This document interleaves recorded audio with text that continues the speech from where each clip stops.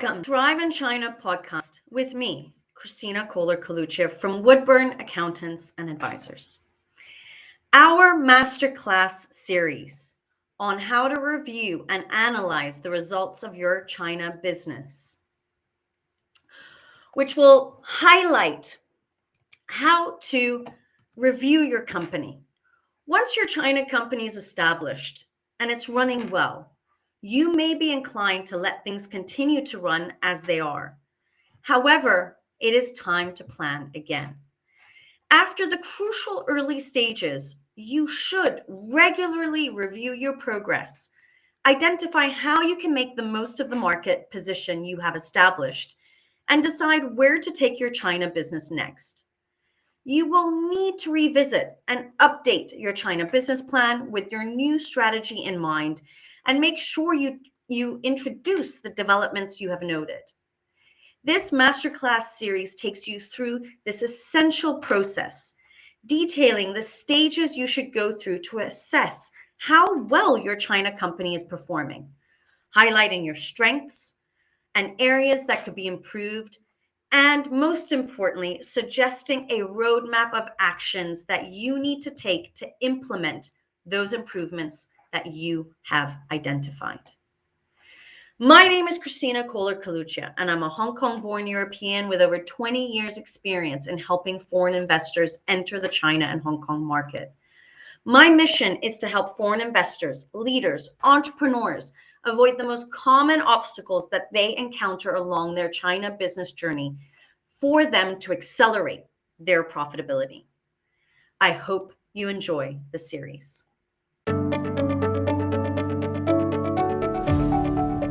To start session 4, how to avoid fraud and manage HR in China. So why have I brought this topic in to a masterclass series about how to analyze and review your organization in China? Now, the reason I've put it in is because corporate governance is, again, something that is put at the bottom of the priority list because it is a major administrative measure. But it is so important to put system processes and corporate governance guidelines into your organization to be able to avoid fraud and to manage HR expectations. So, to start off with, why should you be concerned by fraud in China? Because fraud does exist. And generally speaking, as I say it from experience, it surprises you when it comes. You know, you come to China with very high expectations, you meet a network of people, everybody is so kind, but it is a new market and it is a new business culture.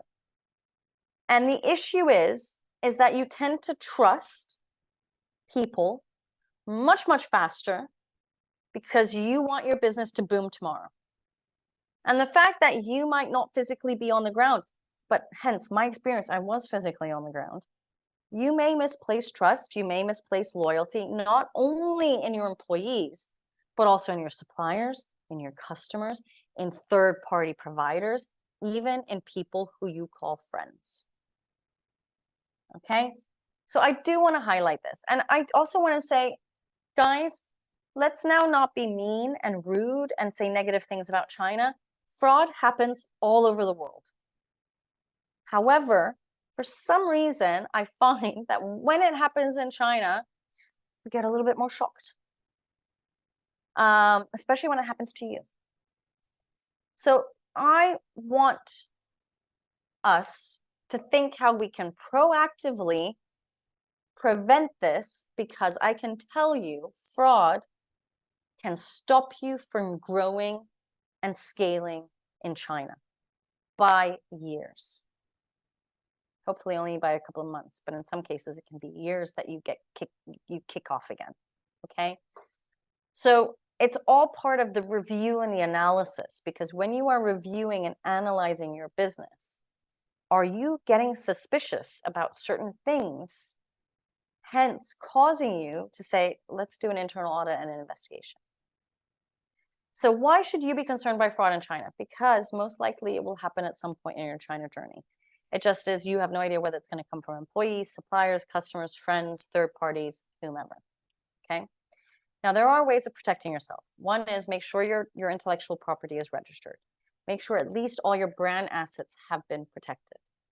Two is look at corporate governance. Look at things that you need to instill. Now, for example, when I'm talking about current trends, is the data protection laws against individuals, so employees, customers, instilling that corporate governance within the organization. Other types of corporate governance that I want to highlight are things like an employee handbook, right? A guideline of how they should be behaving. How can you fire them? How, what are the rules and regulations on a day-to-day basis regarding your company? It's also setting up corporate governance in relation to, I don't know, twice a year having inventory checks. It's corporate governance about, a lot of the corporate governance stems really in the form of legal, accounting, tax, payroll issues. And system processes I'll lead later. I've separated the two out. The next is due diligence procedures. So when you are working with third parties, even when you're hiring people, are you vetting them? Are you going through a due diligence process to make sure they are the right type of company you want to work with? As part of the corporate governance scheme I've also written here, number 4, use of company chops, because I find that vital.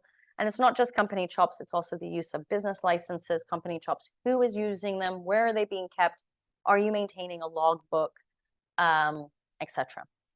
Number 5 is system processes. Sorry, as part of corporate governance, one other item I haven't added inside is management directives. So if you've got local senior managers based in China, do you have management directors for their various roles? What can they not do? What powers of attorney do they have, or powers of authority do they have? It's setting that all out in corporate governance regulations as well. 5 and 6 are system processes for trade transactions, service transactions. And what I mean by this is, for example, let's say you are a sales employee, you are responsible for sales within your organization. Does this salesperson have a guideline about how he can offer discounts? To whom can he offer discounts? What are the percentage rates of discounts he can offer? At what point does he have to review the customer to stop giving discounts? You need a guideline. Okay, you might have these already available in your head office. It's something that you do need to incorporate within your organization. When you are working with third parties, whether it's strategy branding companies, marketing branding companies, PR companies, headhunters, even lawyers, outsourced accountants, when you are working with TPs, distributors, logistics providers, do you have guidelines in the contracts of how you should be working together? What are the KPIs that are being assigned? How can you monitor those KPIs, etc.? The next is inventory and warehousing systems. Make sure that if you are in the product line that you are checking up on the inventory and warehousing systems. And obviously, you can protect yourself in so many more ways. You can go into the nitty-gritty details. Question is, are you protecting yourself? Being lucky is not a strategy. And unfortunately, that's how I felt when I first arrived in China. Until a certain point, I think I came to China and we literally winged it. Which obviously you can do as an entrepreneur, but you just have to be aware you're gonna hit more obstacles, more road bumps that may affect your budget, because you have to pay out penalties or do whatever to get yourself out of these messes, pay more to get out of these messes. I do want to say that initially my start in China, I was lucky. I hit some serious road bumps, some serious obstacles, but in general, I was lucky. But it got to a certain point where I was getting fed up of fixing things and not being able to review and analyze the business anymore. And if you can't review and analyze your business, that's also not a strategy, right? You can't just wing things in China. I wish we could. We can't. We can't wing things in business. We need to have a strategy. We need to make sure we're moving in the right direction. So what we're covering in this session is, what I want people to take away from this session is, imagine what your life would be like if you had a China subsidiary and knew that everything happening was in compliance, how much better would you sleep at night? I know I sleep much better at night. Imagine what your life would be like knowing day in and day out what was happening in your China business sitting in your head office, because you have full transparency and clarity over the day-to-day running of the business. Imagine what your life would be like when you recognize warning signs or red flags and you have a solution on hand to fix it immediately because you have a network of people that can support you on that. This is what we want to create for all of our clients.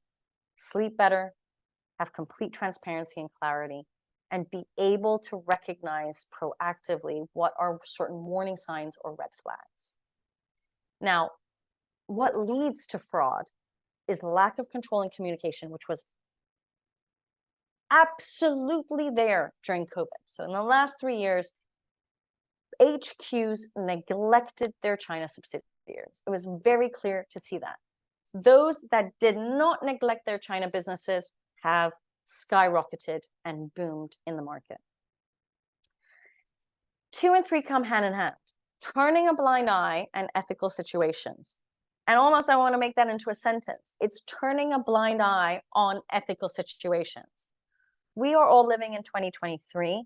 It is no more the case where we can say, oh, but this is China. This is how you do it in China. No.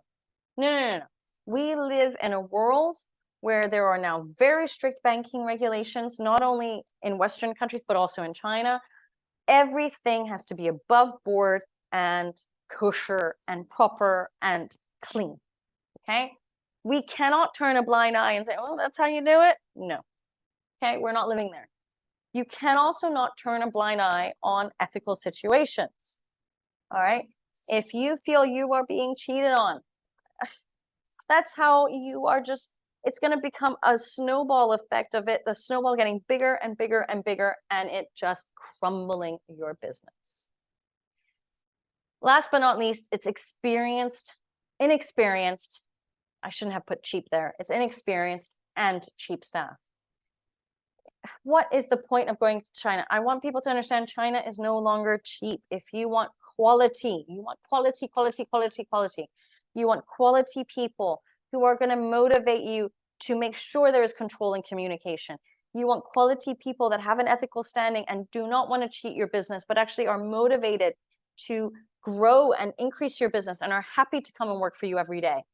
You want to pay for vital staff.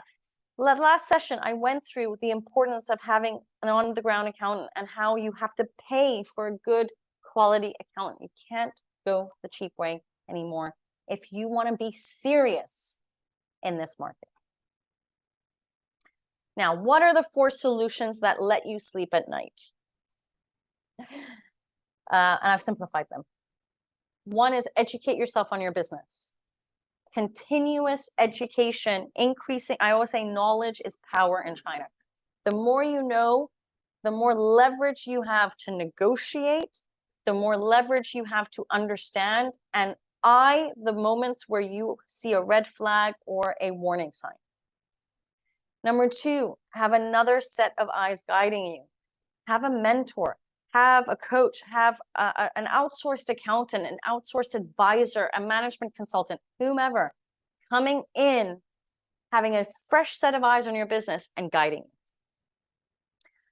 Create those system processes, those internal operational guidelines and management directives. Not only create them, execute them, implement them, and then follow up on them, because those operational guidelines and management directives should have KPIs and processes that are easily manageable where you know you're going in the right direction. 4, hire experts in the fields where you need help. Again, it's about doing a SWOT analysis, looking at your strengths, garnering those strengths and limiting your weaknesses. If your people are those weaknesses, get rid of them. And I'm talking about employees, I'm talking about third-party providers, whomever. Make sure you've got quality people in your network helping you. My philosophy is that preemption by action is your best and least expensive form of protection. So actions that you can take is create those internal operational guidelines and management directives and execute them. Start doing health checks and internal audits as often as you like, but do them, implement them, that you get an idea of how your business is doing. 3 is the appointment of senior management personnel, i.e. the guys, the experts in your field that you need to build your business. 4 is obtain advice and build your ecosystem of China experts that are going to be there to support you. I'm always astounded when I go to events nowadays related to China, but I'm guessing it happens with any event that you go to, any networking event. People don't give out name cards, and then there's also this lack of people adding people on WeChat. It's kind of like, let's do this introduction first. I've been told that nobody wants to get spammed. I get that. But that's just a simple thing. Like, if I give you my name card, please don't spam me. But isn't it valuable to have people on your WeChat just in case? I mean, I put people's phone numbers in my phone just in case. I don't need my lawyer's number every day. But in that moment that I need it, I want him to be on my speed dial, right? Don't underestimate the value of networking when it comes to China. Just meet, get contacts. You never know whether they can be of use to you later on or not. Now, I wanted to finish off session 4 with the China roadmap, because I feel like people need a checklist, and I guess that's what I've been doing in session 1, 2, and 3 is giving people a checklist. So I wanted to give you a checklist on developing a roadmap for your China business in terms of how to review and analyze it. So there are 3 main areas that I want people to be aware of. It's awareness, being aware of your business, considerations, and decision-making, okay? Because we're not going to be able to grow and scale if you don't execute on decisions, all right? There are 3 areas I want to look at, and we're going to look at these one by one. So stage 1 is awareness, right? So in stage 1, we've got a milestone of evaluating the opportunities in China. Again, SWOT analysis, guys. Strength, weakness, opportunity, threats. It's doing that SWOT analysis and doing your research. It's educating yourself first. Knowledge is power. Understanding what's happening in China. Doing research, whatever that might look like, competitor benchmarking, pricing analysis, brand awareness, customer loyalty. We went through all of this in the last 3 sessions. It's doing that research. And then it's creating your strategy and your budget based on the opportunities that you're seeing. And as you're doing your strategy and budget, you're obviously trying to limit the threats through the research you've done, trying to limit the threats that are coming in. Education, research, strategy. I've gone through this the whole time in the last 3 sessions. You are constantly evaluating the opportunity. You need to be aware of the opportunities and threats that are in China. Okay? You've got to make sure you're constantly analyzing the opportunities and threats. Research is creating new knowledge. Now, I have this case study of a candy company here. This is an Austrian company a long time ago, but it's so critical to the whole evaluating the opportunity and doing your research. So I had a meeting with them in Shanghai, and they had come over for the CL trade show, where they didn't have a booth. They were basically just walking around, evaluating the market, evaluating their industry and sector, evaluating their competitors, but they were totally prepared to sign contracts, and it made the assumption that it would be so easy to do that. When I heard that they already had a 40-foot container on a boat of product coming to China with no importer of record, no consignee, because their assumption was that they would find an import agent and they would sign deals of people who would purchase that, and they wanted to do on time, immediate delivery, right? Be on time for delivery. And the result of the CL trade show provided nothing. The outcome for this client was that 40-foot container of food items had to be destroyed. Now, just imagine how that impacts your budget. Don't be so energetic and enthusiastic about China. Make sure you're being conservative. Educate yourself. Research your industry and sector thoroughly. Create that strategy and budget before you just execute certain things. Okay. Stage 2 is considerations. And this, I want to really highlight strengths and weaknesses. So again, referring to SWOT analysis in terms of reviewing your business. Okay. What considerations do you have to make? In this milestone, we want to execute. I am a big believer in giving action plans and clients then executing on those action plans. It's implementing and executing. Number one, you need an ecosystem, a network of people that are going to help you to support your business.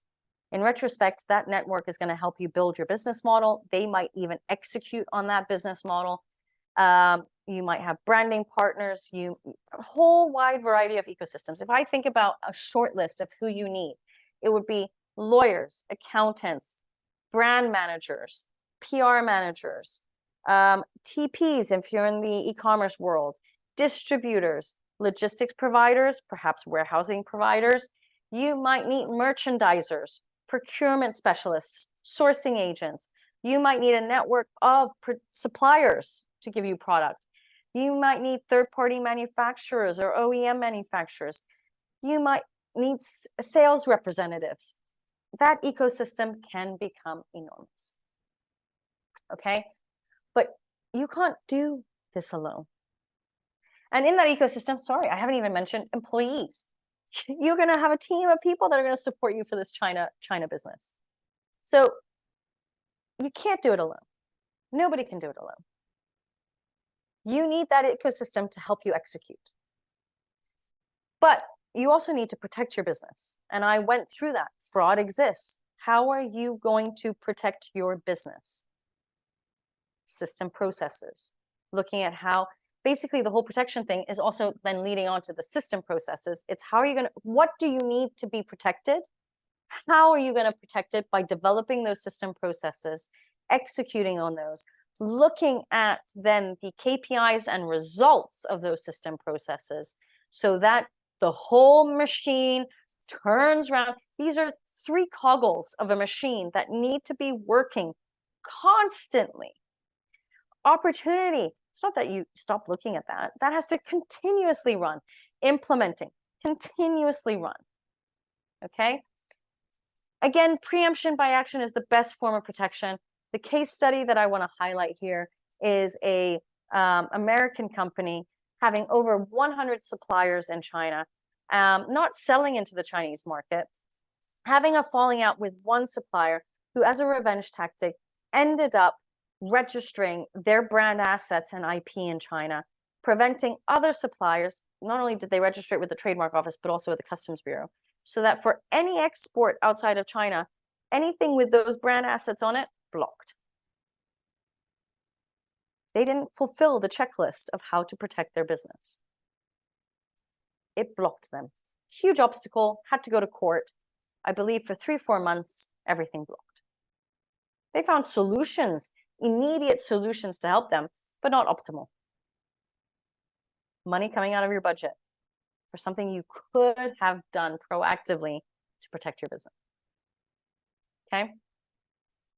Stage 3 is making decisions. So you've done your SWOT analysis, you've looked at opportunities continuously, you're implementing, developing your network, looking at what needs to be protected in the business, creating your business models, and executing and developing system processes.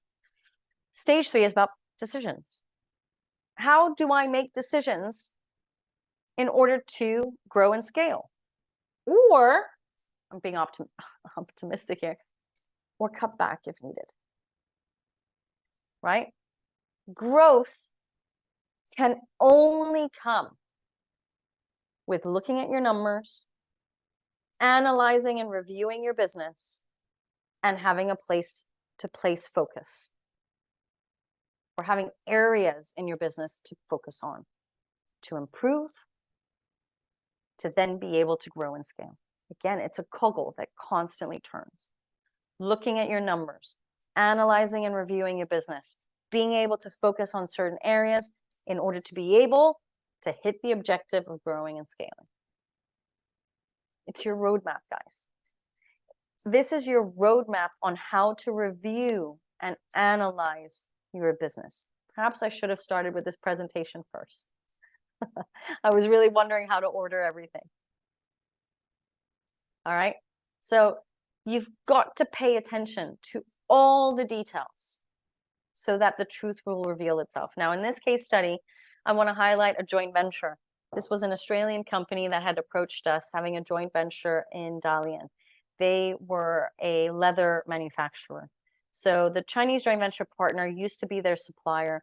They decided to formulate that relationship, build up their own production facility. The supplier brought over actually employees into the company. 3 years later, they're looking at the P&L. They don't understand it. They come to me to translate it. They could have also gone to a translation company. I think what they needed from us was the analytical side. And we did an internal audit. And what we found out was, one, the company after 3 years was still not profitable, which was not in the strategy development plan. 2, we found internal transfers occurring from the Chinese joint venture partner into his brother's personal account. We found a whole numerous details of these little transactions occurring, taking profit out of the company for the benefit of the Chinese partner. Listen, the Chinese partner took advantage of the situation. This Australian company, why were they not protecting the business? Why were they not reviewing and analyzing the business month by month, year on year? It is no excuse, none, to say, well, I only got our reports in Chinese. Well, fix the communication. Fix that building bridge so that you do get the reports that you want, are able to read them, analyze them, and move forward. The Chinese partner did ethically something wrong, but he took advantage of a situation that was wide open. The doors were wide open for him to do that. And he did it over a 3-year period. Obviously, this joint venture ended in divorce, also ended in court cases, extra money going out for nothing when things could have been done better. Okay? So to reiterate, how to review and analyze your China business. You've got to create a roadmap, a machine where you're constantly aware of what's going on, you're considering, adapting, pivoting, and you're making decisions in order to be able to grow and scale. You're analyzing opportunities, implementing those opportunities, hopefully taking away the threats so that you can grow the business and obviously achieve growth and scale. Okay, that is our goals. 4 ways to get external help. These are, again, I'm repeating the 4 ways. Get advisory, implement health checks and internal audits, get a due diligence done for your partners and that ecosystem that you're developing. Have internal control guidelines and procedures set in, that you've got proper corporate governance in place. No longer are we living in a China where you can give me an excuse saying, oh, I only get the reports in Chinese. Go to a translation company to get them translated. Use common sense, guys. That is the end of session 4. If you enjoyed this episode and you'd like to support the podcast, please share it with others, post about it on social media, or leave a rating and review. Any materials from this episode can be found in the show notes. Now, can Woodburn help you? I am offering a free 30-minute call where we discuss the obstacles you are encountering on your China business journey and how we can help accelerate that success. The link to my diary is in the show notes. I look forward to speaking with you.